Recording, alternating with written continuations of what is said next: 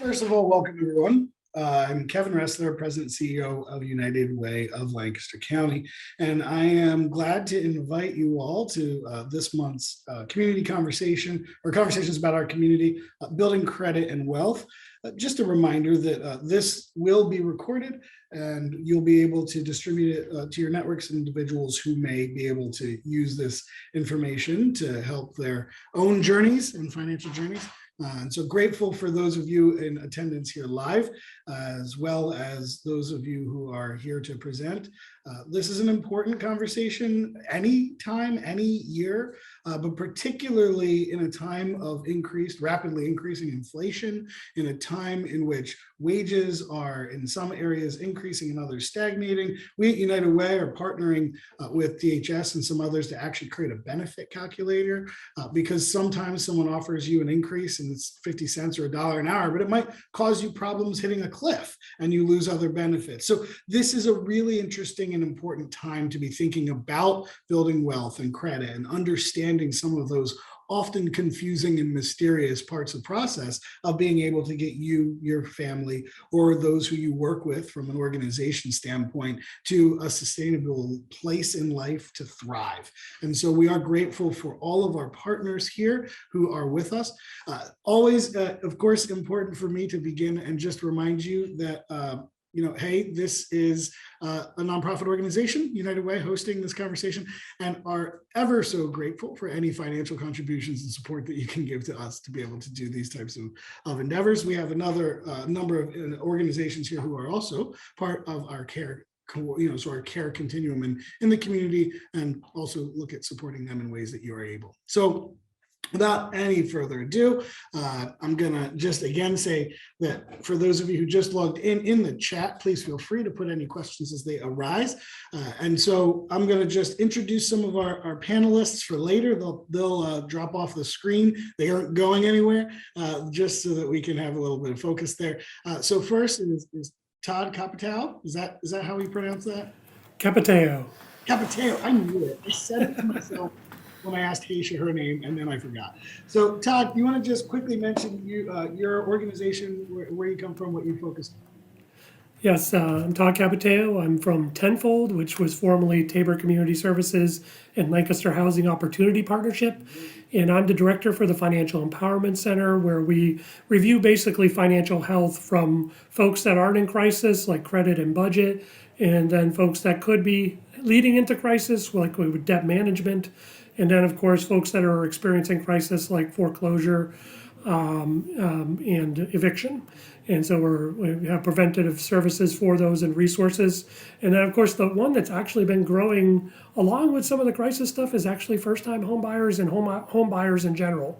So we do workshops as well as one-on-one counseling for those folks and try to get them ready to go and understand the home buyer process.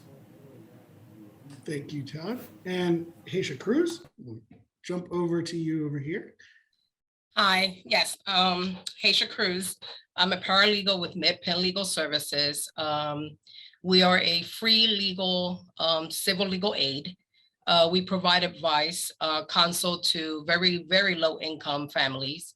What we do here is we try to solve problems and try to get families to get back on track. We have emergency advocacy that we provide in the areas of protection from abuse, terminations or reductions of public benefits, unemployment compensation, custody, terminations of utilities, share of sales, mortgage foreclosures. We have also services in elder law areas in which we are able to do powers of attorneys, assist individuals that are facing cases with like SSI who need to pretty much get income to be able to sustain themselves if they're losing those type of benefits. Pretty much that's what we do. Thank you. Thank you very much. Hop down here to Alison Davis. Hi, everyone. My name is Alison Davis. I am very privileged to be the Family Services Manager at Lancaster, Lebanon Habitat for Humanity.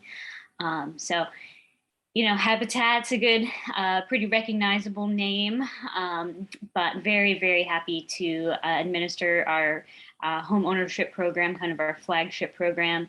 I work with families from inquiry to application, if they're accepted through the sweat equity program, and then I underwrite our 0% interest mortgage, and then move into the house once it's completed, and then I serve them as a homeowner.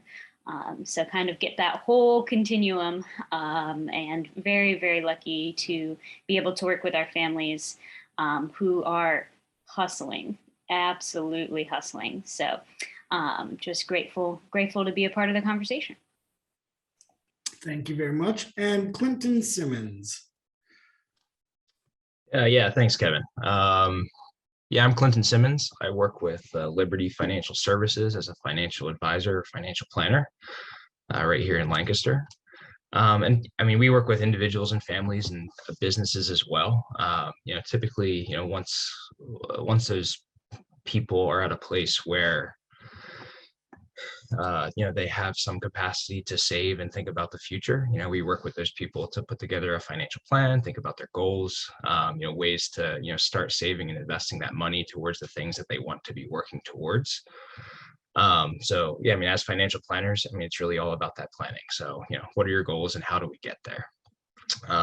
And certainly we work with clients to address some immediate concerns and make some immediate decisions, but most of the work we do actually has to do with planning for the future. So thinking about where do you want to be 5 years from now, 10 years from now? What about is retirement something that you want to plan for? Helping people think about some long-term tax planning. What might taxes look like in the future? If you have kids, do you want to save and invest money for them so that you can are able to help with college or a wedding or helping them buy a car. So, I mean, that's the stuff that we work with our clients on and just helping put together that plan, and then, using various types of investments and or insurance to make sure that our clients are in a place that they can achieve those goals. So I think that's a summary of what I do day to day. Thank you. So these, before I go to Keith, who's going to do our presentation, just to say these are our panelists. So when they come back after the presentation is going to be about a United Way program, Vita, and how that fits into this and where we've been and where we're going. But then the conversation, what I hope you saw is that we've got people here. I'm going to try to manage a conversation that helps us understand, that trajectory and journey that might be from immediate sort of hustling, right, as Alison talks about, to how can we help our community members, how can we help ourselves get from that place of hustle all the way through to sort of the Clinton's place of planning, and Haisha and Todd fit in a variety of that transition in their organizations between those sort of two places. And so I'm looking forward to that. So I'll invite the panelists to drop their video at this moment, and then I'm going to introduce here Keith, who's been a colleague of mine here at United Way for the last year and a half or so, and really have enjoyed getting to know Keith a little bit. He's got a background that includes, previously being a CPA and managing other organizations, radiology departments, and recently joined our leadership team here. So just wanted to congratulate him on that, and also invite him to introduce his specific work at United Way at this time. And then Keith, you can just go right ahead into your presentation, and when you're done, just let us know to pop back up, and the rest of us panelists will come back on video. So I will do. Thank you, Kevin. Again, my name is Keith Radasick. I joined the United Way during the pandemic after retiring from a 30+ year medical career of running medical practices, and have really enjoyed digging into the community aspects that we deal with. Running organizations historically and coming into the not-for-profit world, I think really gives a unique aspect of looking at programs that are out there today that are run by the United Way that we deal with daily, and how can we improve them? How can we have improved processes and help more people in the community? So what we're going to talk about today is the Voluntary Income Tax Assistance Program, Vita, which is run with the United Way. It is funded from donations internally with corporate support as well. And we get grants from the IRS directly for us to do these income tax returns for our community members. We do this in a situation where all of our people who do tax returns inside the Vita program are volunteerism. They are all IRS certified. So again, we feel confident that the work that's being done meets all the criteria because we have to be tested on it for all of our volunteers to make sure they are skilled at doing tax returns for the community. We are certainly not the full tax array that a CPA firm will give you, but for majority of people who file simple returns and are still overwhelmed by the process, we are a great crutch for that to assist them and to bring them forward so that they don't have those seasonal frets of, oh my God, how do I get my taxes done? So I'm going to switch off my camera. I'm going to go over and share my screen and take you through our process, what we do, some of our facts about how much money we've saved the community, how many things we've done here over the course of years. So let me go ahead and share that. And hopefully everyone can now see my screen. Again, we're talking about, we run this program through the United Way. It has been in existence. The mission and vision of Vita is to provide free, high quality, year-round tax preparation and related services for eligible families and individuals to secure a better financial future. And obviously our vision is, again, to take the burden away of preparing taxes for people. Now, we do not meet all the criteria, not everybody meets the criteria for using our services, but one of the things we value as individuals that work here, and we expect our volunteers that we're going to value our volunteers. We are going to expect the results. We're going to trust in the work that's getting done. We're going to take ownership of the problems. And these values help bring us all the way through to make sure that our community is served effectively. Again, you come to our Vita screen. Basically, here's our splash page. It says we have 158 volunteers last year. We saved over 1.6, almost $1.7 million in tax prep fees. And that we performed over 6,170 tax returns in the 2020 year. So again, good information. We've helped some people, but we'll get into a little bit more of these numbers. When you say, okay, we want to file our taxes, we are sponsored as an organization by banks here in the area, as well as by general public contributions. Fulton Bank is our major supporter for our organization, Effort International, PNC, as well as others, come through and support our program in addition to the IRS grants and the public support. That is how we fund some of our locations and where we have our current site out on Harrisburg Pike. That is supported directly through Fulton support. We are soon moving to a new King Street location in 2023 downtown. So again, we're going to look at continuing to expand our services throughout the county and through additional support by our vendors and our advertisers. We want them to join us and obviously get our services out to more and more people. When you do, you have the ability to go online or to come into us to have your taxes prepared and get an appointment. And then you have to go through and see, do you qualify for our services?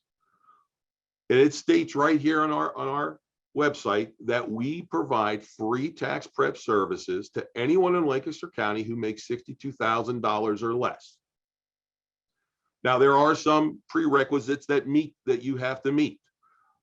If for some reason you don't meet that, you can certainly try to use our links here on our website to go to myfreetaxes.com and go ahead and file your taxes directly yourself.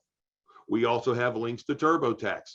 But our goal is to provide these services for free if you meet various specific requirements.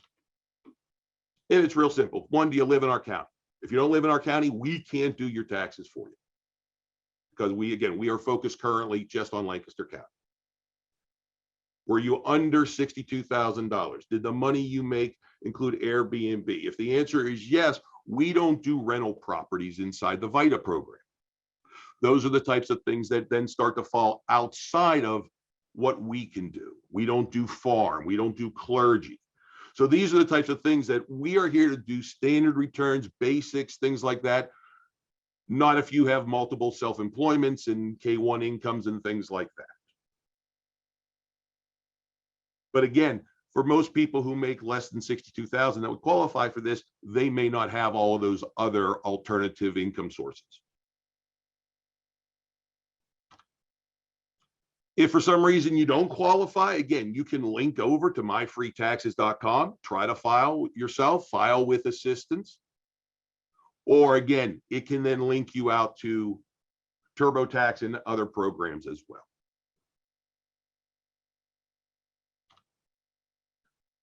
Vita, we are throughout the county except for our southern tier.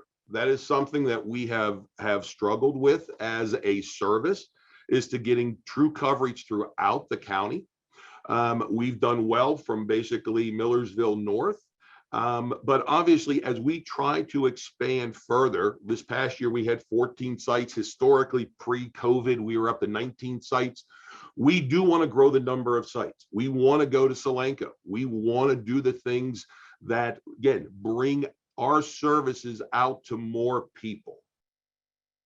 If you look at that threshold of income that we talked about, $62,000, we could have up to 150,000 people that we could service in this community, in the county. And this is one of those things that we are not even close to that number, because again, this is volunteer based. We need to get more volunteerism, and then obviously find more locations so we can provide these services to the community. Now, we've done great impacts. If you've looked since 2007, when this was established inside the United Way, this thing has grown to where over the course of time, the program has done over 82,500 returns.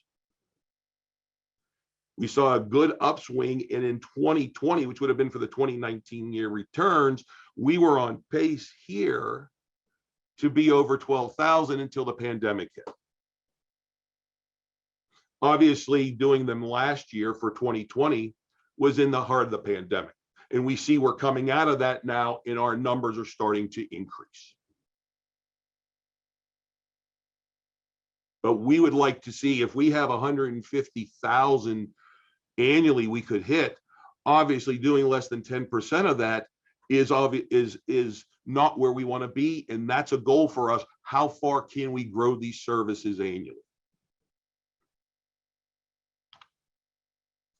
And in the results, we do good work for the people we service. Our average client age is a 59-year-old individual with their adjusted gross income of less than $26,100. So again, we can go up to 62,000, but our average is 26,000 for this community. Again, 2021, prepare the 2020 tax returns. We did 6,172 tax returns, and we brought in total refunds of $8.1 million back to the Lancaster community. The average refund was over $1,900. People qualifying for the EITC, we had 934 families that qualified for EITC, which brought in $1.6 million and averaging $1,700 per family. Those are significant dollars being pushed back into the Lancaster community from these free services. Again, saving over $1.4 million in fees, and again, averaging $227 in savings per client on tax prep fees. We're really excited about that, because those numbers mean that we are bringing that money back into this community to spend locally. Now, would the money have been here otherwise if people did this on their own? It's a great question. We know that based on ages, and we'll look at some of these other factors, but based on ages, a lot of elderly don't file tax returns. They don't know how. They get overwhelmed. So again, us doing this and finding that money for people who would normally not even file a tax return is obviously beneficial for them. If we look at our history, we've seen that over the past couple of years, the average income of our participant has grown. It's gone from 24,000 to 26,000. But again, over the last 3 years, we've seen those numbers, because of COVID, be reduced. And we're bouncing back this year. Over the past 3 years, we've seen our average age grow by about 4 to 5 years on our average participant. But we've seen our average refund oscillate, but is on the growth pattern. So again, as the government continues to fund everyone and we are able to get those refunds for the community, we can pull in more of those money.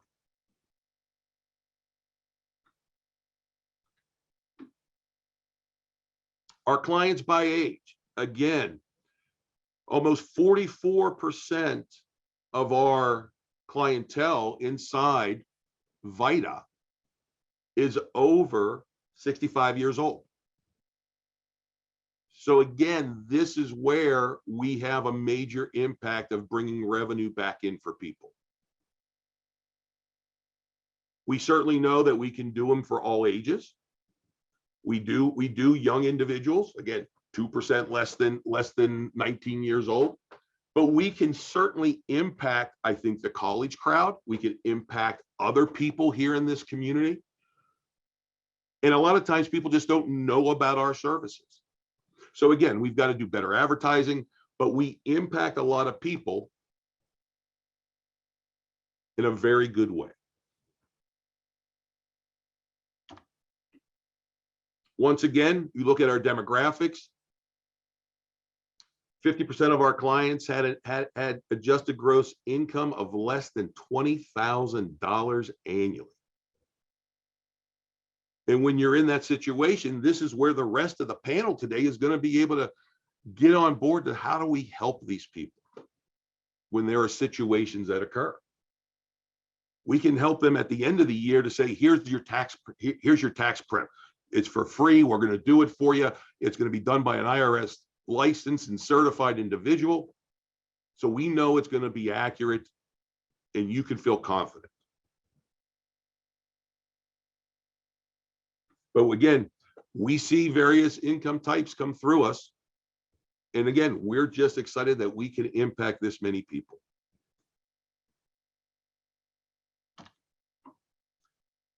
"65% of our people who come through the Vita file as single. We have almost no qualifying widow or widowers. We do have head of household, but again, the majority of these people are single tax filers. So again, these are not difficult returns. These are, this service is something that the United Way is very proud to have as an offering and a program inside its walls. We can impact and we can then help assist people get to where they need to go for services through our other services inside the United Way, such as 211 and other programs. But at least we can then focus them based on the knowledge that we have or get them over to our partners outside of us to assist them. Of all of our locations, believe it or not, our busiest location has been in Ephrata. That's been there at the library for years. It's been a mainstay, and a lot of people use that location. Our Vita Central office, again, over on Harrisburg Pike. our third busiest, and then Hempfield United Methodist is our second busiest. So this list right here makes up 91% of where our tax returns are done. But we need to grow these sites. We need to grow the number of sites and the number of volunteers, because that's how we get to serve more people in this community. That's how we go back and say, we can make a bigger impact if we can find the volunteers and get the sites open so that we can reach out to more and more people. With that, I'll open it up for any questions that you have for me on the Vita location. One last thing before I give it back to Kevin. Again, I was a step in today because our long-term Vita director, Michelle Ingham, is retiring, and this was her last tax season, which ended this past Monday. So we gave her the break this week, which is why I'm presenting today. But also on the call, unfortunately, not on the panel, but on the call today is Lauren Slescher, who is going to be our brand new Vita director. She joined us coming after 15 years at Fulton Bank, and just wanted to welcome her on board. She started in the past week, and next time you'll be seeing her on these presentations instead of me. And Kevin, back to you. Thank you, Keith. So just a couple of highlights here, and I'll invite the panel to join us here. A couple of highlights here that I want to just mention is first, a real big thank you to the Vita team, particularly Michelle. Last year, they pivoted to all virtual. A lot of Vita programs and AARP tax programs didn't do tax prep for the last 2 years through the pandemic. And I want to just really take a moment to thank Michelle and Jeff and that team for being able to pivot, and all of our partners. Those locations are, other than the Harrisburg Pike location and the Columbia location, which we control, the rest of those are nonprofit partners. And we thank each and every one of you for those of you who help us by hosting sites. That Ephrata site, by the way, just a couple of years ago, right before the pandemic, was the third busiest tax prep site for a Vita program in the state. It was one in Philly and one in Pittsburgh that were ahead of us. And so it is our goal here to basically have all top five. We're just gonna be the top five. And in order to do that, we need each and every one of you to be a part of that. So if Vita is something, for those of you who are nonprofit organizations on a board or staff, if this is something that you think might make sense for your organization to host, that you could have some volunteers help us, and we can provide the site support, including often a paid site coordinator, please let us know, because we're going to be looking at expanding. This is particularly true in the southern end and in the eastern part of the county, so the northeastern part of the county.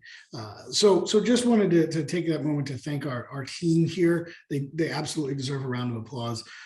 And then also, beyond the team is the hundreds of volunteers. We cannot do this without volunteers. I came from a Meals on Wheels program that also couldn't do it without volunteers. There are so many nonprofits in this community that do things with volunteers that they couldn't do what they do without them. So a thank you to all of those who volunteer in a variety of ways.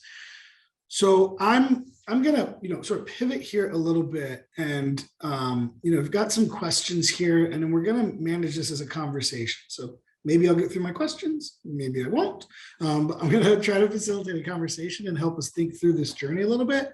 So because I can, I'm going to already jump off my first conversation. I'm going to ask a quick question, just sort of pick it up whoever wants to. So with what Keith just presented around Vita, the average return was $1,900. A lot of these families and individuals are not necessarily knowing that amount of money is going to come. So, Todd, someone shows up at Tenfold and they've got $1,900 that they don't have previously accounted in their budget. What would you sort of walk them through to think, don't just necessarily spend this on, the most expensive rib dinner, steak dinner you can buy. How does this begin the process? They've all of a sudden got a resource they didn't have before. Todd, I want to actually ask you directly first. Well, I'm glad you started with me there because yeah, we see this fairly often, and this is this one time of year where some folks could really make a dent into debt, into savings, into just getting ahead or just getting even. And so, yeah, we usually have the conversation of what do you have out there, and it's usually surrounding debt and also credit building. So, a lot of people say, well, what, I have extra money. How does that build my credit? Some folks don't have credit cards, and rightly so, because a lot of folks have gotten in trouble with them. But this is one opportunity where someone could use like a secure credit card, using this funds to be able to help build credit back up or build it for the first time, putting $200, $500 into a savings a credit line, actually using that as the leverage for that. So I've walked many people through the 16 years I was in banking and lending through that process to help start that process or the rebuilding process. The other part is yeah, sometimes people aren't in debt tens of thousands of dollars. A little thing like this could be enough to push them over to be able to start making payments back on certain debt or pay them off, maybe less than full balance, and be able to get ahead. But we have the conversation to make sure that you're paying off the right things. If something is 6.5 years old and it's going to fall off your credit next year, we're going to have a conversation to say, is it worth paying that $200 debt now that it's already caused the grief to your credit versus that debt that was just incurred in the last year? So having that conversation and strategically paying the debt off and not just paying a blanket debt off just because it's all there. Thanks. So, Clinton, one of the things I appreciate about you and my own, so, full disclosure, I've used Clinton as a financial advisor for my own self. And one of the things I appreciated about working with you was, you helped me understand that my expectation of when I can start using a financial advisor was like, I need to be here. And you helped understand that planning doesn't need to start, when you've made your first $1 million or whatever, right?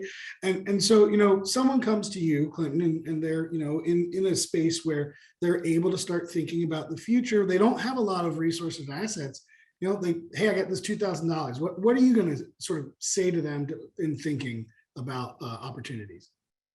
Yeah, great question. I think the first step is always the hardest, right? So, when it comes to, if your goal is to, if your goal is to build your wealth to $1 million, just to pick an arbitrary number, like it starts $1 at a time, literally. So you have to save the first dollar before you save the first $100, before you save the first $1,000, and so on.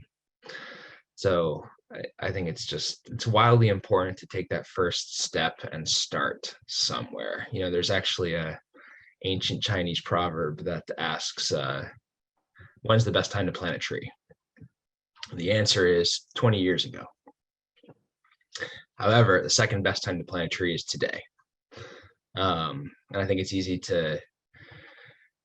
to put off thinking about, the future, especially the distant future, for a long, long time. But the truth is, if you start today and just take one small step at a time, it's amazing what you can accomplish over a year, 3 years, 5 years, 10 years.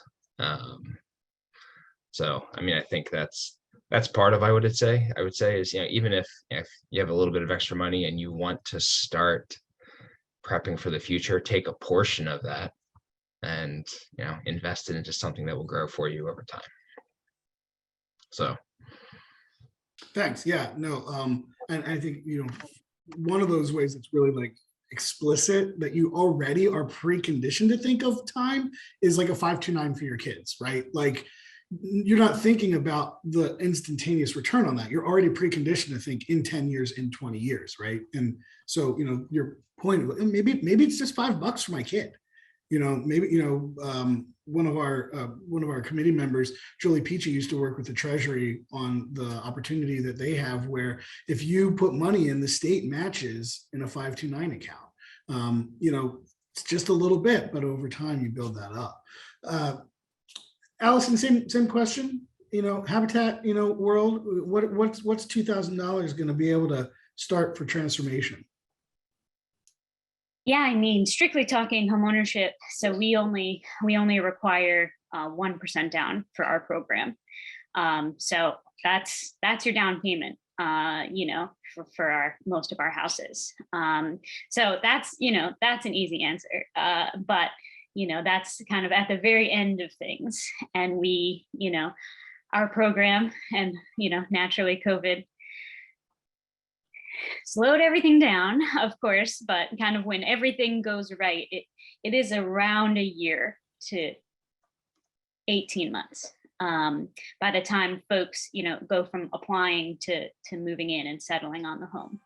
So we're with these folks for a long time. We send them to Vita, we send them to Tenfold, we send them to all of these other places to try and just build up all of their community. And in that, 99% of our folks are what I call first generation homeowners. So just like, first generation college students, if nobody in your family, in your greater community has really gone to college, and you don't necessarily know what to expect, and all of the unexpected things that, college is much more than just, going to class and coming home,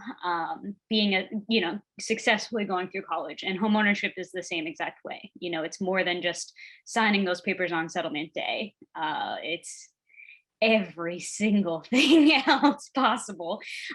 So we try to view them in that way. And I think a big part of that is, I always say, like, I'm not a financial advisor. That's somebody else. However, you really, I understand nobody in your family, nobody in your community has a bank account. This is a really good idea for you to just even have a bank account. We're dealing with a lot of cash under mattress kind of, stuff. Which, and then there's a whole historical, injustice component of that, of folks not trusting banks. And frankly, they at times they shouldn't, because of what what our society has done in those to those communities. So it's just kind of helping them to also build up their trust in a lot of these systems that oftentimes them and their greater communities have not been able to participate in. Thank you. So, Haysha, I mean, you've got an interesting wide range of clients, I'm sure. So I'm sure there's a variety of things, that might help. But I'm curious, and I'm going to give you a little bit of framing. I mean, I'm curious, let's imagine I've got a challenge, I've got a criminal background issue. I'm struggling to get a job, get forward, those things. I know one of the things you do is like expungements and those kinds of things. I mean, how far does $2,000 help me get to be able to get back to the basics? Like, what are you going to help counsel me on, sort of potentially? I mean, we do help clients with expungement cases, and it helps clients eventually get back to getting into housing, and absolutely advancement in jobs that they perhaps would not have an opportunity to obtain if it wasn't for our services helping them with those expungements. However, what we come into more of a service to our community is when we're able to help clients through our low income taxpayers clinics. What we provide through that is, although we don't help them file like Vita, we make the referrals to Vita. What we help them with is with collection problems, audit or exams problems, tax court litigations, audit reconsiderations, tax liens, levies, installment agreement problems when they're having those with the IRS, identity theft. We help them with spouse issues, the affordable care issues that have been coming up, more recent, return, prepare fraud cases. Those are the things that our office tries to help individuals that contact our office, and that's throughout any time of the year, not just around tax season. We have been able to help people that have been caught in a situation where they were not able to get their refund eventually prove their cases through litigation and hopefully get those refunds that either Vita or somebody else helped them, process, but were not payable because of whatever issues that we're having with the IRS. We do have service offices in 18 counties. I'm fortunate enough to work in the Lancaster County area. But yes, we do have services office in the areas of Adams, Bedford, Berks, Blair, Center, Clearfield, Cumberland, Dauphin, Franklin, Fulton, Huntington, Juniata, Lebanon, Mifflin, Perry, Schuylkill Hill, and York. So those are service areas, and we do provide the same services in all those areas. That's nice. It's great to know that breadth. I mean, you're called Mid-Penn legal, not Lancaster County legal, right? So Right. it makes sense. There's a question in here for you, Aisha. I think this is a really important one. It's timely too, which is that Loina put in here. Is it legal for a landlord to reject the available ERAP, which is the Emergency Rental Assistance Program, for those of you who may not know it? Is it legal for a landlord to reject the available ERAP, rental or mortgage utilities programs that are out there to help the actual tenant? Can they legally reject that if a tenant wants to pursue that?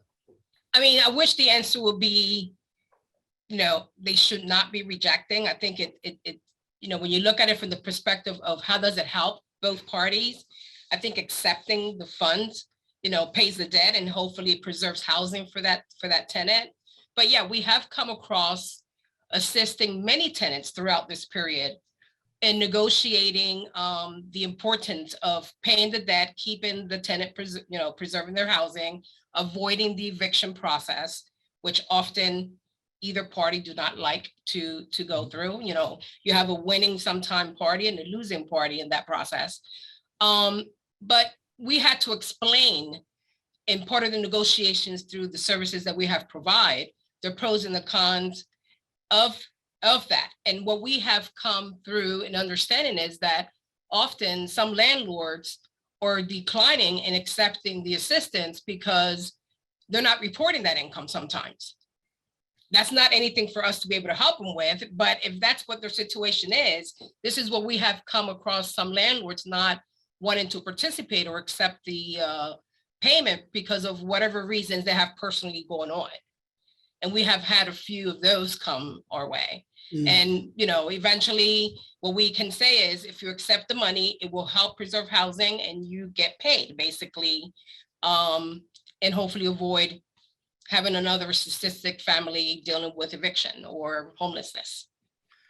So Todd, someone gets evicted, right?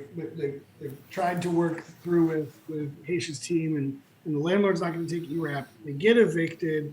What's the impact on their ability to sort of move forward? I mean, I know a lot of landlords, you're not going to find a place to live if you have an eviction on your record, right? There's no one's going to let you live there. So Todd, how, this person shows up at tenfold. What are you going to help them with? How's that going to, what's the next step? I want to loop back a little bit because if someone has a landlord that won't accept the funding, there is a little known process that we can actually, or LCHRA, the housing authority, they can pay directly to the tenant, which the tenant will then give to the landlord. So there is a back door, if you want to say, but to the point that was made, they may not like that because again, they are now going to get something that's going to be reportable. So there is a way to do that, but depending on why they're being evicted, like if they're just like, maybe they're paying and they want the house back or the property back to do something else with that property, sell it or whatever, or move into it themselves, then you can't control that part. So they could still be evicted after the funding is paid. There's nothing in the ERAP program that negates that they can't continue with the eviction process. So once they've been evicted, a lot of times, yes, it could be, it's usually not helpful for credit, even though evictions show up a little bit differently than not paying your bills on time for other things. But we found out over the years, because we've been doing this for a long time here at Tenfold under Tabor and LHOP, that many times if we do a budget and we show that it's sustainable, there are many landlords that will take that budget and say, okay, we're willing to give a client a chance. I wouldn't say it's the larger property managers in most cases, but the private landlords, we've been able to build rapport with a lot of them and be able to say, hey, because you've sat down with a counselor at Tenfold and they can prove, you can show us a budget that shows that it is actually feasible and sustainable for you to rent this property, sometimes they'll give them a chance. That's one option. The other option is that you do pay off the debt. So if someone has moved on, they were evicted, the ERAP program can still pay the debt for the previous property that you don't live in anymore. So that's a good thing. So it doesn't hang around and you have this judgment out for sometimes thousands of dollars that can follow you around for years. So we want to, just because you're now out doesn't mean you shouldn't follow up and try to get that paid and removed at that point. Yeah, so also just, I'm gonna drop in the chat right now, a link to Tenfold Twitter feed, which highlights Todd and his recent conversation with WGAL around managing your money. Yeah, you didn't know I was gonna do that. Managing your money in regards to inflation in this time. Clinton, there was also a question for you here about, does your current job role change when a client has been able to save, but due to pandemic reasons or others, all savings are all almost gone? How does your role change in such a real scenario for so many clients? And I think this plays into, right, like some of these conversations or comments that we just heard from Haysha and Todd, all of a sudden you may be facing eviction or whatever, because you're just paying attention to your bank account. But hey, man, I planned 20 years ago. Maybe my plans are now changing. It was supposed to be for retirement, but how does a financial advisor like yourself, and more broadly, how does the planning that you had allow for different outcomes here? Yeah, great question. So yeah, I mean, as a planner, part of what we do is, well, I almost split my thought process into two. So one, there's the offensive planning. So we plan for when things are good, right? So income is good, expenses are right. There's no significant surprises. But then we also do our defensive planning, right? Things aren't always good. People lose jobs. People get sick. They get injured. They can't work.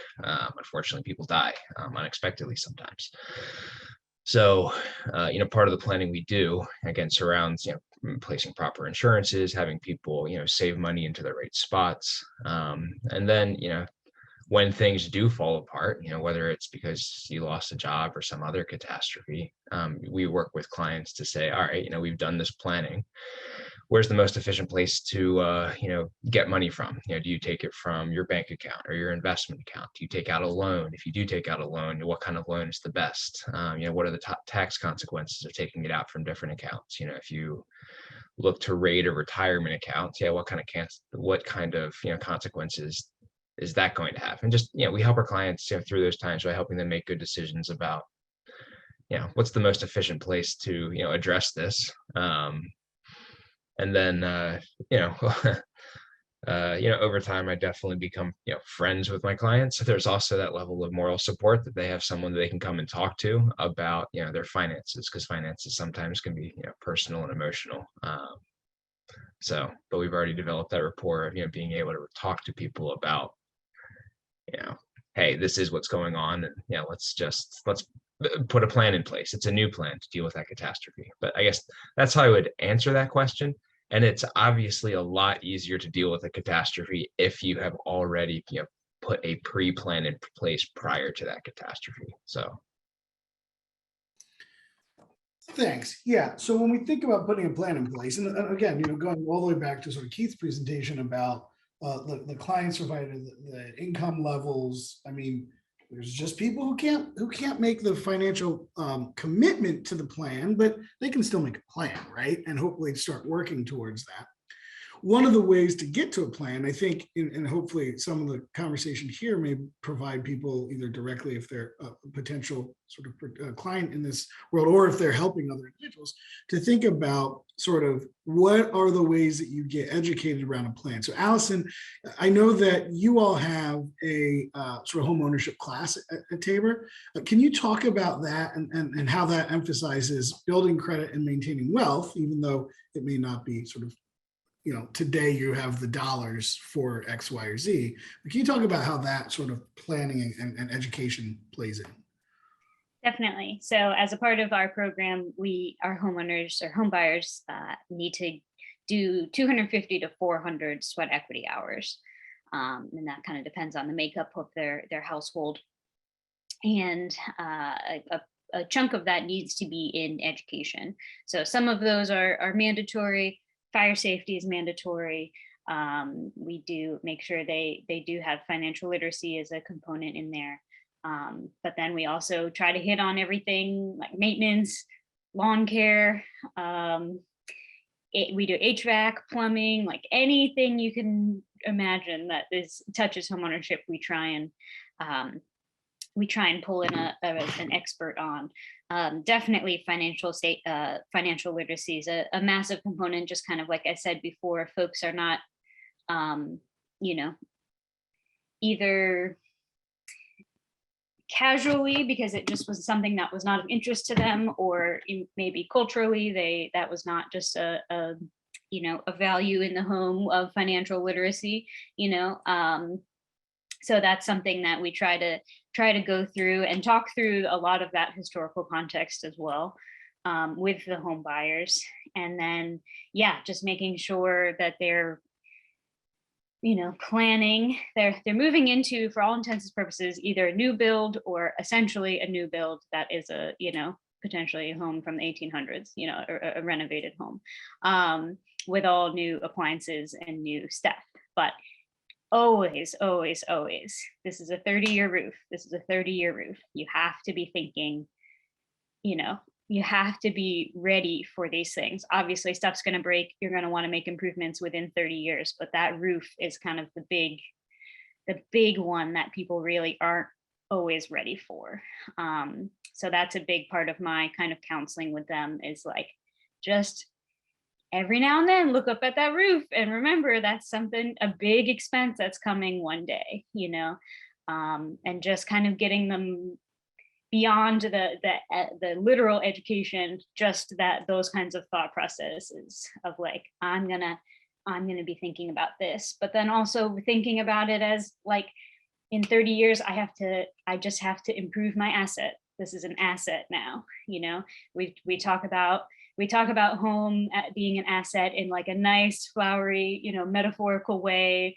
It absolutely is, but it is also 100% an actual tangible asset that's not something that they've potentially had access to before. So also just kind of adjusting their mindset of like, now you've got like a really big thing here in your life, and you've got to protect it for your current generation, but we're looking for the generation after that, and after that, and after that. So it's a short game and a long game with our folks to kind of get them ready for homeownership. So most people, probably less for Clinton, but most people who interact with your team, Alison, your team, Haysha, your team, Todd, are almost guaranteed to have some significant levels of trauma. And it's not to say, Clinton, your clients also may or may not as well, but Haysha, someone comes to Midpen Legal, right? Like there's 100% chance that they've got trauma, right? Like how does that play in to the advice you all give, how you interact with people? The role of trauma is becoming much more understood in our communities and our societies. And I'm curious for you how that sort of shows up and how you manage that reality. I mean, someone showing up in our office or contacting our office in a situation like that, it's very critical. I mean, we try to deal with those matters that are of an emergency matter to those individuals by providing the advice, representation, or education of what their legal rights are. One of the areas that I can say for an example is someone walking in with a notice to quit and not understanding what their rights are as far as, do you have to leave right now, or do you have to leave when that notice expires? Making sure that they understand that there are steps to the landlord acquiring that property is important. We have gotten the past tenants that received that notice and they just up and leave.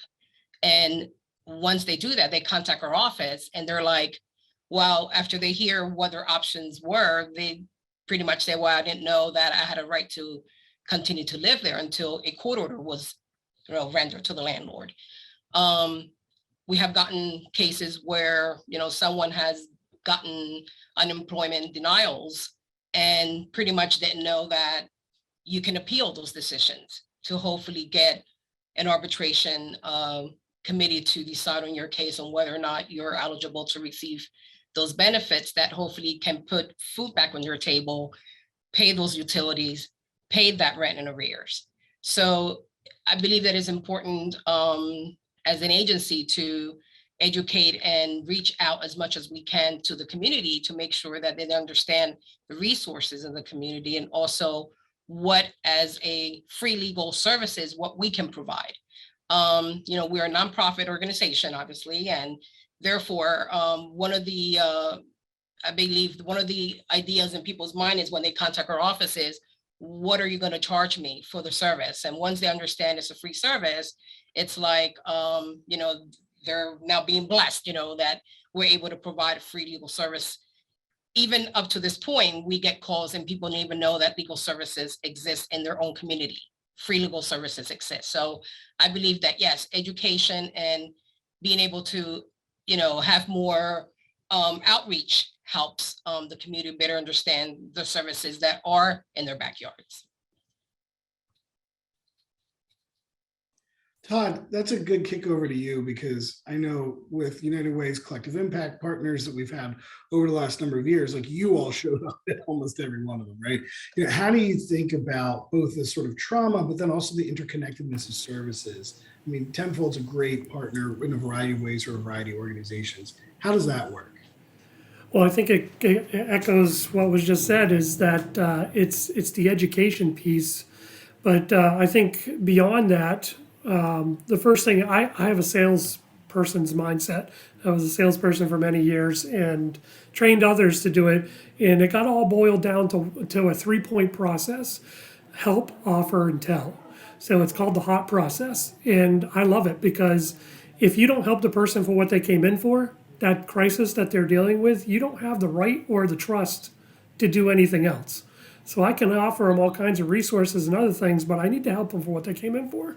So if it's a legal matter, you help them with that, but then you're offering those other resources at the same time, because you've built that trust. And I think that's key with all the partners, and that's why, as Tenfold, and especially for myself and what I was doing, I was a partner in a lot of those collective impact pieces, but it's because the needs of clients and communities are different throughout our county. I think that's another thing. If you're an organization like MidPen or Tenfold or Habitat, where you're covering the whole county and beyond in some instances, then it's those type of things that Paradise is going to look different than Lancaster City. And the folks that are coming in, the issues and trauma that they've experienced may be similar, but it's different. So addressing each client's situation in such a way to say, I think there's nothing worse in my background if someone would say, I know exactly how you feel, Todd. I've been through the same thing. Well, that's usually not true. Even if two people have faced foreclosure, it's two different situations. So being able to be empathetic in the process, but also understanding that their issues and problems are theirs, and it's unique, in treating it as a unique situation. But again, going back to the sales part of me, is I use the feel, felt, found. I kind of know where you're at. I know how you feel. Other folks have felt the same way, but if they went through this process and used these resources, they found that they could see these outcomes. And I think that that's a huge part to be able to build hope.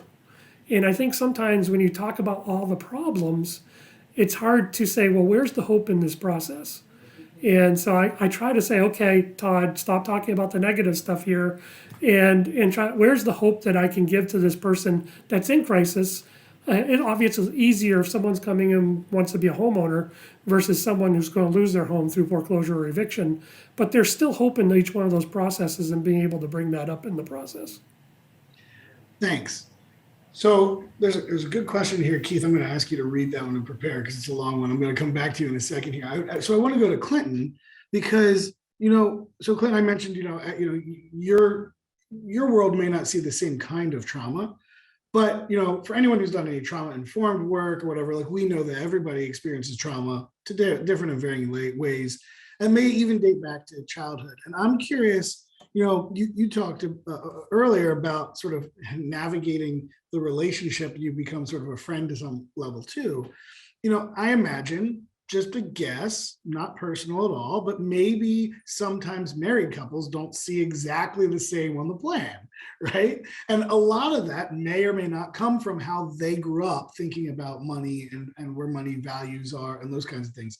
How do you help navigate and support either families or even an individual who's like not necessarily able to see what you're trying to help them understand as a long-term plan because maybe they grew up in a family with no resources and they're afraid of putting away? Or how do you sort of help navigate individuals through their historical lens that may differ from their real needs or opportunities?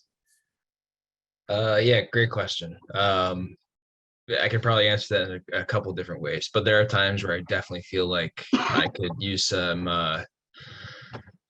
training specifically as a therapist or counselor, because yeah, you're absolutely right, Kevin. I work with married couples all the time who do not see eye to eye.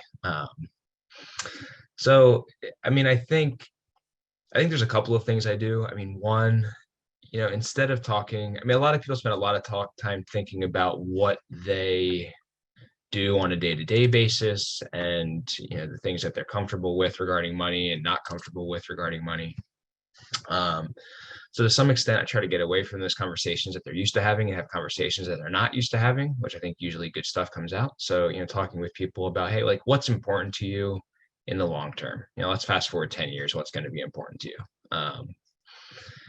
And I think as soon as you start doing that, a lot of people agree, right? Like we want to be secure. We want to be able to, help our kids with college. We want to be able to retire at some point.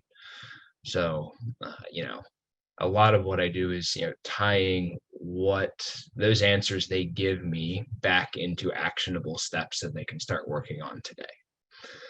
And of course, people are people. So, even if they know what they should be doing, it doesn't necessarily mean they do it. So it's then figuring out, hey, like how can we take small steps to work towards the goal? If like there's this large step that should be taken, but it's too much to bite off right now, either financially or emotionally or psychologically, well, let's just take a smaller step and then work towards that. Those would be some of the strategies that I employ and would recommend people think about. If there's something you want to be able to accomplish, again, it has to start with a step. And if we have to make that step tiny just to make it doable, let's make it tiny and then working on, increasing the size of that step over time. Great. I like that. And I like particularly what you said around like a lot of people know what they're supposed to do. They just don't do it. And so just like an encouragement that you don't actually need a financial planner. You don't even need to go to Tenfold or Mid-Penn. If there's a step you're supposed to do, they can't help an individual. They can't help you if you're not going to be willing to make those steps. And so, as important as it is to reach out to these resources,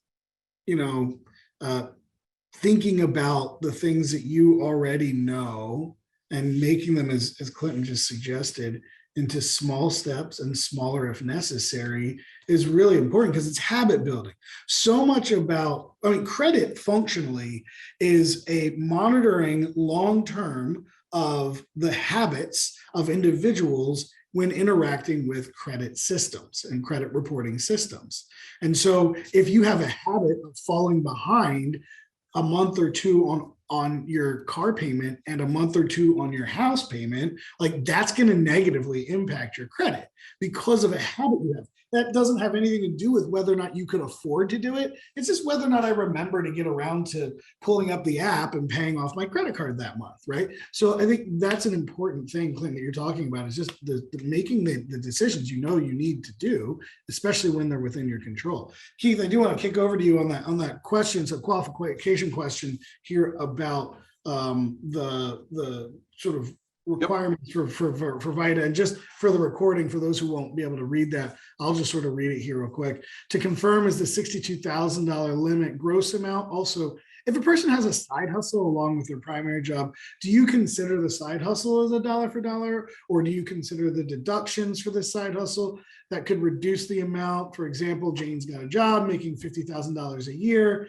and she's got another side hustle making $10,000. So go ahead and just ask. I have it right here up on the screen. This is part of the things we talked about a little bit earlier. We're going to go through and we're going to ask the question. Do you live in Lancaster County? Yes. Were you under 62,000 of income? Yes. Did you make money from renting property? If you are an Airbnb, you're doing that stuff. We don't do that portion of the taxes. You can't use Vita. If you're a farm or you're clergy, you have income from Puerto Rico, or you declared bankruptcy, we don't handle that stuff. That goes to obviously a higher level of individual need for do that. If you get a K1, we don't do K1s in partnerships. And if you're self-employed, so you have your side hustle, but if you have more than $10,000 worth of expenses, again, your example since year in 14 and had 10, you're right on that line of more than 10,000. We're not going to be eligible to do those taxes. If they have a net loss from that business, can't do it. Depreciation, more than one business, or if you have any employees in that side hustle. So yeah, it's dollar for dollar, but again, we're less as concerned about that 62 if you do have those deductions, because it does roll into the adjusted gross income. But again, if you go into that scenario and say you have $10,100 or 10,000 and more, we're not going to be able to do that inside the Vita program. So again, it would normally be a little bit of a smaller hustle than that size, if you can make those numbers work. Thanks. And just the other thing that I'll mention for that question specifically is, so yes, if you're over the 62, you're not going to meet the qualification. But we do also have a thing called myfreetaxes.com. And myfreetaxes.com allows you to self-file for free. And what's really great is that there's a phone number that you can call and still get assistance. You're just not sitting with a Vita tax preparation individual and they're doing it for you. But so when you get to that level, and just to mention, I mean, so there's the other ones. They have more marketing dollars. You see their commercials. They do that. But what I would like to encourage you to consider is using My Free Taxes, and the reason is if you do My Free Taxes and you are in the geographical territory of Lancaster, our Vita program does get credit for having sent you there, and it helps us with our IRS grant. So please consider taking a look at that. Many of my staff and others have used that here. And what's really great is I can't remember off the top of my head how many various deductions that are available to be, or not deductions, sorry, forms, but there's like 70 forms that you can use through the My Free Taxes. So some of the forms that Vita actually won't be able to do for you, you can still do. Another one that I just want to mention while on Vita real quick is that the Vita tax prep, while there are certain things that they cannot do, forms and other things, there are certain things that they can. Like for instance, crypto is a new area where the taxation can be really confusing for people. That's something that Vita can help with. So a small little side hustle business, that's something that we can help with. There's a limit to how many of those things that we can before we're going to be like, you need to hire a CPA. But if you're trying to make it work and you're in that low to moderate income reality, we're here to help. And for a lot of, I have a theory that a lot of young individuals aren't showing up to us because they're thinking, I have a W-2, or I have 2 W-2s, or I have 3 W-2s, and I've got, money coming from Uber and Lyft, and I'm also doing this. And they think this is too complicated for the free program. There's no way a free program is going to help me with all this stuff. The reality is we can. If you're looking for this kind of assistance, you need this help.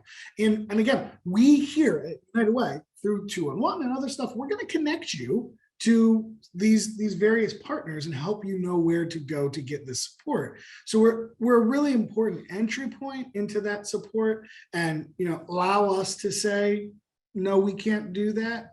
I often say it's important to know how to let other individuals say no for you, as opposed to you saying no when they would have said yes. So always feel free to reach out to our Vita team with any specific questions, particularly ones that Keith or I can't answer. Our experts are not on this call. So thank you for that.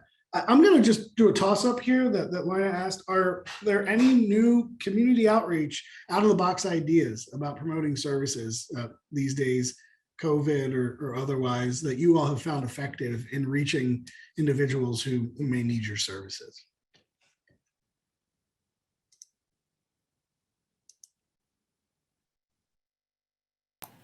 Well, I'll jump in. I don't know if it's so much out of the box, but I know for years before COVID occurred, I know that Tenfold wanted to do more virtual services. And because of COVID, we went from 99% in-person counseling to 100% not in person overnight. And that was a struggle initially, but we now offer services by phone, virtually, and obviously in person now again. So that's been a huge lift from the point of view of doing trainings and education, as well as the one-on-one counseling. I think that, I don't know if maybe where the question is going is, how are we promoting these things? We may not promote them as well as we should. And I know we've been looking at other avenues, but I know other nonprofits are here. We're running up to the expense of doing some of these can be pretty hefty. Yeah, as we have other nonprofit partners here, that anything that you're doing there that we can partner with, we're more than happy to do so. Great.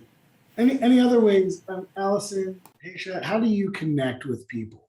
And part of that is, I think, right, we all know word of mouth is the best advertising. So for all of us, working with partners is an important part. Now, just mention that United Way's nonprofit news publication, One United Lancaster, is always looking for opportunities to talk about services in the community, and are always open for community members and leaders to provide submitted content in some form of like an op-ed or other things. But how is it that presently, Alison, Haysha, you are connecting?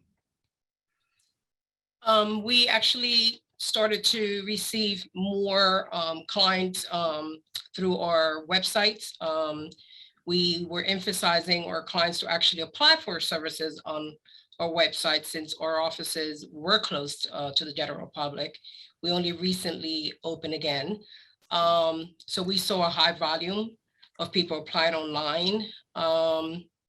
We also saw a lot of people reaching out to our office about what other agencies were doing, how to apply for the services. So we were somewhat of a resource in letting other, the people that were contacting our office as to how do you get those services, because they were actually coming through our office sometimes to contact, let's say, the codes office. How do I contact the codes office? And how do I get a code enforcement person to come out to do an inspection?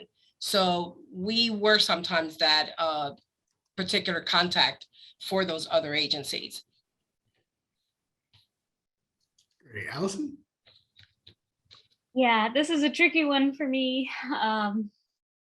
We currently, applications are not open for our program, and they haven't been for a while because we got into a little bit of a site acquisition crunch with COVID and a couple projects falling through. So we've not had applications open for a while, and I still get at minimum an inquiry a day. We kind of, and that is, we do have an incredible brand power of Habitat that a lot of people know. Of course, that comes with a lot of, myths also that, we have someone walk in the door saying, I'm getting evicted tomorrow. Can I get a Habitat house? So there's challenges, and that's when we very graciously, rely on our partners who do serve those populations. So we do a lot of educating on that and referrals to those organizations. As soon as I open up applications, I have a feeling I'm going to be flooded, which is a good problem to have. Although hopefully I'll have some help with that good problem. But the big thing that is absolutely that we could always need help sharing the good word of volunteering. So volunteers build our houses. In addition, volunteers help run our restore. They hold classes for us and the work on committees and our board. And there's so many ways to get involved if anyone is interested in volunteering. And I know that's not the same as going through our homeownership program, obviously, but it is an incredible way to be plugged in. And that's actually how I got my job, is because I was a volunteer on our family services committee, and then my predecessor left, and I kind of was able to step right in and start running, because I already knew a lot of our families. So it's a great way to get involved. And I appreciate that. And there's Audrey, our volunteer services manager, just posted the link for volunteer opportunities. So would definitely love to chat if anybody has any interest in volunteering. As soon as I have applications open, I'd love to, we have a lot of partners that say, I have a perfect tenant that wants to become a homeowner. They'd love to go through your program. I would love to talk to them. It's just kind of TBD. We're hoping by the end of the year to get applications open. Well, that's good to know. And I mean, obviously, we all know that there's a housing crunch. I'm sure that impacts you all heavily. Thank you for that in the chat. And if others want to drop links in there too. Audrey, who used to work with us, is always a pleasure to work with. She's fantastic. And so thanks, Audrey, for that. Todd, you were unmuting there. Go ahead. Well, I was just going to follow up with Allison to say, yeah, because almost everybody that goes through Habitat at some point or another is in our match savings program in both Lancaster and Lebanon. So I was curious when the date was, and you said it right towards the end. It said probably towards the end of the year, because we'll probably see this too then. So can you mention, so the match savings account is an incredible opportunity. It's fantastic. Can you just briefly mention what that is and how that works? Yes, it's called Match Savings for Tomorrow, and what it is it's a match savings program that is all privately funded. We actually have two funders here in Lancaster that are funding this program completely because they see the value in savings. So a client that comes in to be eligible, they have to be looking to buy a car, buy a home, further your education, or start a business. If they save $1,000, they have to save over at least a minimum of 6 months and go up to 2 to 3 years. But if they save $1,000, we'll match that $1,000 2 to 1. So instead of having $1,000 towards that asset, they now have $3,000 towards that asset, and they don't have to pay it back. And I always joke, I just did a class with IU13 here earlier today, and I joke around with them and say, if your bank or credit union is giving you $2 for every dollar you save, please let me know where you're banking, because I want to open an account. Because yeah, we're lucky to get 2 cents for every dollar here a lot of times. So yeah, that program, the caveat there is the maximum payout is $2,000. So if you save $2,000, you're not going to keep exponentially getting more money. So that's that sweet spot. So and they have to be below 80% of the median income for Lancaster County. So that depends on your housing size, because usually I get the question, well, how much is that? Well, it's going to depend on how many people are in your household. And so we have a process. If someone were to call us or go to our website and put in, we send out a packet for them to review, to be able to see if they're eligible. But I would say majority, if not all people that are in Habitat are eligible for that program, because we have similar guidelines. And there's a lot of other programs like our lending department for housing assistance to be able to get that first time home buyer assistance has the same guidelines as well. So it really boosts people up, especially on that home ownership side. But it's also for that car and for starting a business. We work with assets with that. So yeah, there's a lot of different opportunities there. I had want to point out is that 6 month part is important. When I bought my first house and I was very low income at the time, I had known about the match savings program and I was saving my own money in my own bank account. And right before I went to close, I came to the table and I was like, all right, put me in. And they're like, you have to have 6 months. And so it didn't any work out for me because of that timing. So just really important to understand, be in relation. This goes all the way back to what the word that Clinton used earlier, planning, right? All of this is, there's never too early of a time to reach out to these programs if you think that you could benefit from their services. There's no reason to wait until tomorrow. Find out today. If they need you to wait until tomorrow, they'll tell you. They got to wait until tomorrow or next month or 6 months from now. But make sure that we are always encouraging our clients to be thinking proactively in these types of regards. I want to, so I'm going to have us wrap up here and just give each person a last word. But before I do that, I want to make sure that we are also, so I'm board chair of Everns Federal Credit Union, and just want to mention that one of the things that's really important is that we are making sure ourselves, our friends, and our neighbors are banked. That we have a place to put these resources, that we have a place to have a relationship. A real simple way to save $10 a month is to not go to a check cashing place, where you're paying them those dollars. Yeah, if you got 26 pay periods a year and you cash only those checks and it's $10 a check, there's $260. Add that to the amount of money you just saved in your tax prep fees by going to Vita, that's $500. That's certainly a couple months utility bills for most people. That's a couple weeks of food. Unfortunately, for most people, it's probably not a month of rent anymore. But now you're 1 month further away from catastrophe. And so, back to that small step type of thing. So I just want to encourage everyone that one of the most significant parts you can do is building credit and wealth is to having a financial place to connect with and put those resources. And the other thing, just on a real quick practical step, everybody, is you build credit by being within the credit system. I have a good credit score because my parents, when I was a kid, I had a paper route and I had enough money to buy a car in cash. And my dad didn't let me buy it in cash. He made me take a loan out from a bank and then put the cash in the bank so I didn't spend it on something else and cause myself problems. And I couldn't understand. I was like, but I'm paying more money. I'm paying the interest on this. And he said, but you're building credit. And that helped me move to buying a house when I was a little bit older, but younger than all of my friends and peers because I had that credit score. So get yourself a bank and do not get yourself a store credit card. As a former retail person who was forced to sell those just terrible predatory things to people, get yourself a small credit card, pay it off every single month. Don't put too much on there that you can't handle. Don't buy expenses you wouldn't otherwise buy. But if you're going to the grocery store, you put it on the credit card and you pay that off every month. You get yourself built up to a place where you can get that car loan. You get yourself built up to that place where you can get a house loan. That's how you build the credit step by step, and making sure that you're making those good financial decisions. So that's my last word to everyone, is just make sure that we get people inside of the system, and hopefully they don't get harmed by the system. But if they do, final word from those of you who are going to help them.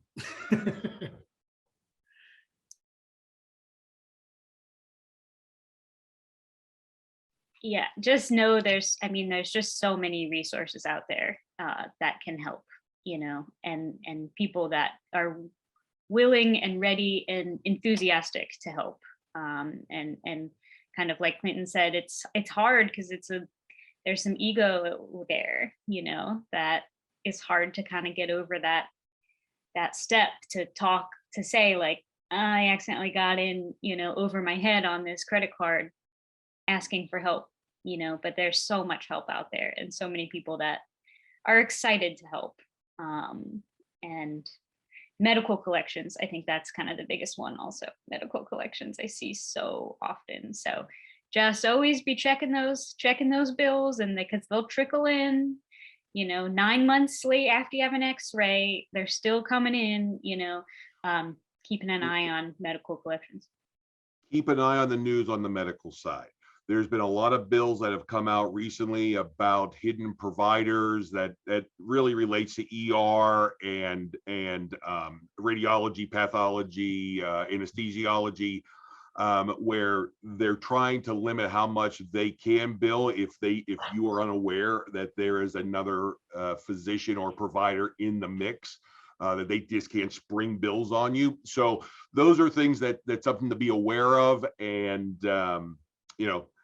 fight for your rights. You have rights out there. And on the Vita side, we want to do more free taxes. So bring more volunteers and we'll do more. The community, knowing the type of services that MidPenn Legal Services provides, and hopefully our client accessing our services sooner than later, is usually the most important thing for their cases. I mean, we want to have orderly decisions for our clients. We want to make sure that they have stable housing. We want to prevent evictions. We want to make sure that our clients' means of financial, whether it's SSI or unemployment, continues interrupted, or that we're able to help people restore those services to assure that they're able to maintain and keep up with their obligations. Understanding their rights, it's very important. This is why, again, I believe that community education, making the appropriate referrals to each agency, including our own, is important. I believe that outreach helps, even the setting right now that we're in, understanding better the services that we provide as advocates help to better understand the needs of the client that we have before us.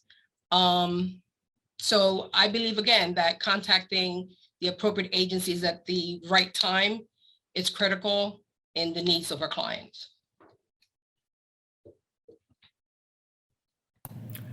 I'll jump in here that I like the planning part that Clint was saying, but Kevin, you beat me to it. My favorite word is being proactive, and that just got brought up again. I love that. And you want to be proactive when, especially with crisis, as soon as you know there's a problem, not when it's out of control and you're at the very bottom of it. So that's, I guess, when I leave it, when I see different folks, I'm right there with you. I got to a point where I called Tabor many years ago with some issues, and the answer I got was, you waited too long. So yeah, don't wait. Be proactive with that. If you're going to be late tomorrow on something, call them today and do that part. And I will just put a chime in here for you, Kevin. I do have a separate workshop that I do on medical things, like not so much the medical debt, but how to not get in debt. So might be something we want to look at, since that got brought up there with the medical debt piece. Yeah, let's have that conversation. And Clinton. Yeah, closing thought is, there's this concept within financial planning of paying yourself first, which in its most basic form is, every time you earn a paycheck, take a portion of that paycheck, whether it's 1%, 10%, 20%, whatever it is, and just set it aside. And whether that's under your mattress or in your bank account or in your investment account or retirement account, wherever it is, just pay yourself first, because all saving and investing is delaying a portion of your income to your future, paying your future self. And that's how wealth is built, literally one step at a time. So that's it. Well, thank you, everyone. We are at 1 o'clock, and I appreciate all of your contributions today of knowledge and support for our community, and all the ones that you have every other day of the year. Thank you, Keith, for your presentation as well earlier. Thank you all for attending, and we will see you next time. Take care and be well.